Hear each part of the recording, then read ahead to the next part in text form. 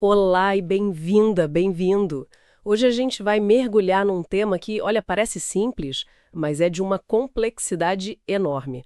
O crédito de ICMS, a gente está aqui com a legislação do Rio Grande do Norte, os artigos da lei e vários exemplos práticos para tentar desvendar a lógica por trás de quem pode se creditar, quando e como. Exatamente. O princípio por trás do ICMS é a não cumulatividade, né? Aquela ideia de que o imposto não vai incidir em cascata. Mas a aplicação disso, tem muitas nuances. Vamos focar nos pontos que sempre geram mais dúvida. Crédito na compra de máquinas, as regras para a energia elétrica e o que fazer quando algo inesperado acontece, tipo um roubo de mercadoria. Perfeito. E para começar, já tem um conceito que parece mais notícia de jornal do que legislação tributária, a tal da guerra fiscal. A gente imagina que o crédito é uma relação só entre a empresa e o fisco aqui do RN, mas parece que o que outros estados fazem impacta diretamente o nosso bolso aqui. Como é isso? Esse ponto é ótimo para começar, porque já quebra a ideia de que a empresa é uma ilha. A lei diz que o crédito é sobre imposto cobrado na compra, certo? Certo. Só que os estados, naquela briga para atrair investimento, às vezes dão benefícios fiscais por conta própria sem o aval do CONFAZ, que é o conselho que deveria alinhar todo mundo. E quando isso acontece, o benefício é Irregular. irregular. E aí o problema estoura no colo de quem compra. Mas peraí, isso parece ser um problema do estado que deu o benefício, não de quem comprou a mercadoria aqui no Rio Grande do Norte. Ou não é bem assim? Na teoria seria, mas na prática a conta sobra para quem compra. Vamos lá, um cenário prático. Sua empresa aqui no RN compra matéria-prima de São Paulo. Ok. A nota fiscal chega linda, perfeita, destacando 12% de ICMS. Você olha e pensa, ótimo, tenho 12% de crédito. O procedimento padrão. Só que, por causa de um benefício irregular lá de SP, o seu fornecedor, na verdade, só recolheu 4% de imposto. Nossa. Mas como a empresa que poderia saber disso, ela recebeu uma nota que parecia totalmente ilegal. Ela acaba sendo penalizada por algo que não criou. É exatamente esse o sentimento. Mas a lei do RN para se proteger é muito clara. Ela diz: o seu crédito é limitado ao imposto que foi efetivamente recolhido lá na origem.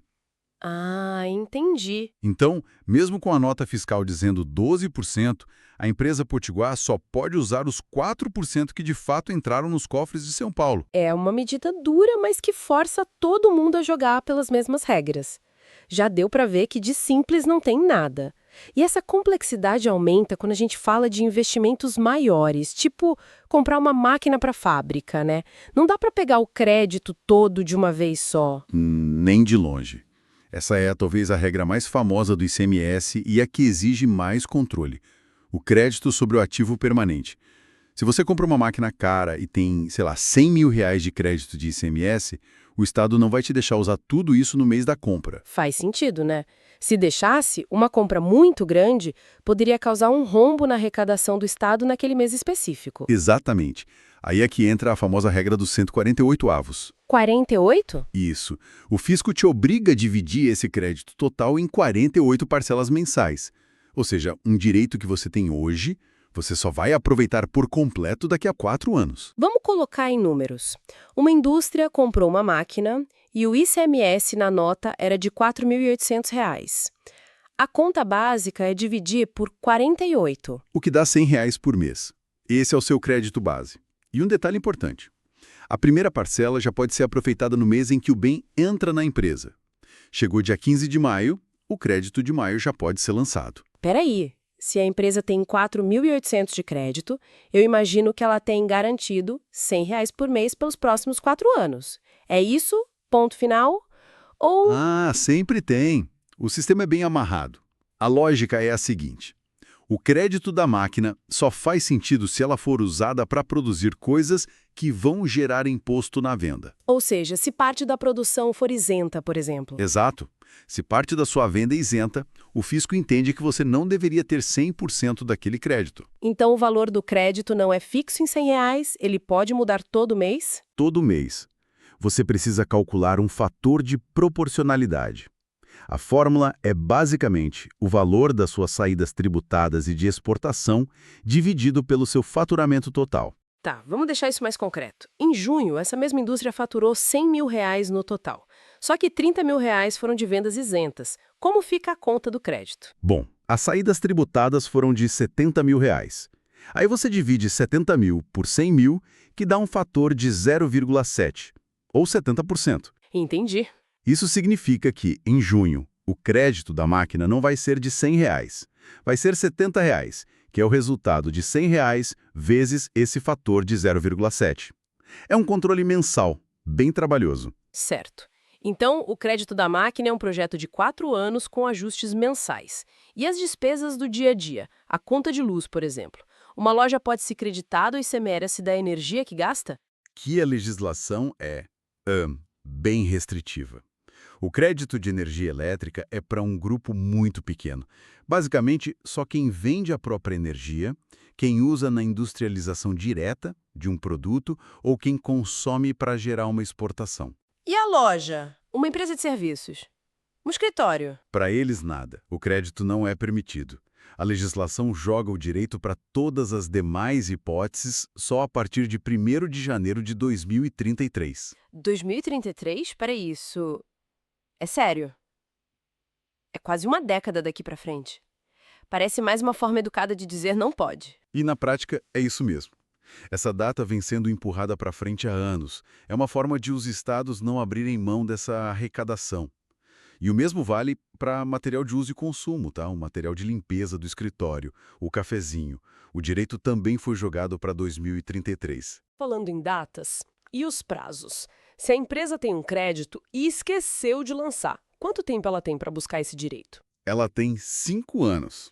É o prazo decadencial. Mas o ponto de partida do relógio, isso é crucial, é a data de emissão do documento fiscal. Ah, não é quando a mercadoria chegou. Se a nota foi emitida em 25 de março de 2020, o prazo final é 25 de março de 2025. Se passou disso, já era. Já era. E o fisco também tem 5 anos para fiscalizar um crédito que você lançou. É o que chamam de homologação tácita. E o relógio do fisco, como funciona? Começa no dia do lançamento também? Não. E aí tem outra pegadinha. O prazo de 5 anos do fisco só começa a contar no dia 1º de janeiro do ano seguinte ao do lançamento. Entendi. Então, se o lançamento foi em junho de 2021, o cronômetro deles só liga em 1º de janeiro de 2022. Eles têm mais tempo. Exato. A janela deles é maior para auditar. Ok.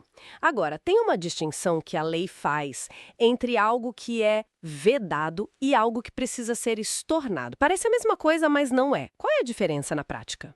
A diferença é o tempo, é o momento em que acontece. A vedação é na origem. O crédito já nasce proibido, digamos. Certo. A regra é, se a sua compra não vai gerar uma venda futura com um imposto, o crédito é vedado. Por exemplo, comprar matéria-prima para um produto que será vendido com isenção.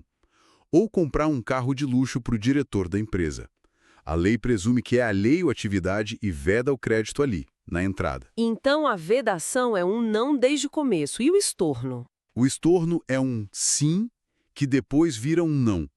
Você se creditou de forma correta, legítima, estava tudo certo. Mas um evento posterior acontece e aquele crédito que era seu se torna indevido. Aí você precisa devolver. Como no exemplo das camisas roubadas. Um lojista compra 100 camisas, se credita do ICMS. Tudo certo. Mas antes de vender, 20 camisas são roubadas. Perfeito. O roubo é o tal do evento posterior. Essas 20 camisas nunca vão gerar uma venda tributada. Então, a lei obriga o lojista a estornar, a devolver o crédito proporcional a elas. O mesmo vale para mercadoria que estraga, que pega fogo, que é desviada para uso pessoal. E se a venda depois tem uma base de cálculo reduzida? Também exige estorno. Se você se creditou de 12% na entrada, mas na saída a lei te dá um benefício e seu imposto efetivo é de 7%, você não pode ficar com o crédito cheio. Tem que estornar a diferença, de forma proporcional. Mas existe uma exceção gigante a essa regra do estorno, que é fundamental para a nossa economia: a exportação. Sem dúvida. Essa é a regra de ouro. Não se estornam créditos de mercadorias que vão para o exterior. O objetivo é desonerar a exportação, torná-la competitiva. Então, mesmo que a exportação seja uma saída sem imposto, todo o crédito da matéria-prima, da embalagem, da energia, tudo é mantido integralmente. É um grande incentivo. Certo. Agora, vamos para o lado mais espinhoso. O que acontece se a empresa se perde nesses cálculos e não paga o imposto no prazo? Aí a conta fica mais cara, claro. Entram a multa de mora e os juros de mora. Aqui no RN, a multa de 0,33% por dia de atraso, com o limite de 20% do valor do imposto. Curioso esse detalhe que os materiais trazem de não confundir com o IPVA, que é um pouquinho diferente, 0,3% com um teto de 18%. São esses detalhes que pegam. E sobre esse valor de imposto mais multa, ainda correm os juros, calculados pela Selic. A dívida cresce bem rápido. E para a gente fechar, a forma como essa comunicação toda com o fisco acontece. Hoje é tudo eletrônico, pelo Domicílio Tributário Eletrônico, o DTE-RN. Qual é o maior perigo aí? O maior perigo é a chamada ciência presumida. A lei considera que uma comunicação enviada pelo fisco para sua caixa postal eletrônica foi lida por você 10 dias úteis após o envio. Nossa! Não importa se a pessoa viajou, se o contador estava de férias, não importa.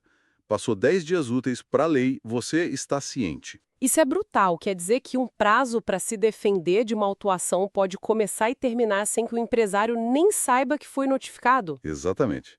A responsabilidade de checar o DTE é total do contribuinte. E perder um prazo desses pode significar perder o direito de defesa. E a dívida vai direto para a dívida ativa do Estado. Já vi casos de empresas que perderam muito dinheiro por causa desses 10 dias que ninguém viu passar. Uau! Olhando para tudo isso que a gente conversou, fica muito claro que o crédito de ICMS é um direito condicional. A lei te dá o benefício, mas exige em troca um controle rigorosíssimo. A finalidade de uma despesa, a data de uma nota, o destino da venda. Tudo, absolutamente tudo, importa. É a definição perfeita. É um sistema onde os detalhes definem o resultado. O que parecia um crédito certo vira uma conta de centavos mensal. Um imprevisto, como um roubo, te obriga a devolver um dinheiro que você já considerava seu. Atenção aos pormenores, não é um extra, é sobrevivência fiscal. E fica aqui uma reflexão final, baseada num detalhe que a gente viu. A lei diz que, em caso de perda da nota fiscal, o crédito é vedado, a menos que a operação seja comprovada por outros meios. E isso me deixou pensando, que outros meios seriam esses? Um e-mail? Um contrato? Uma prova de pagamento? Qual o peso que isso teria para convencer o fisco sem ter o documento principal que a própria lei exige? Fica aí a questão.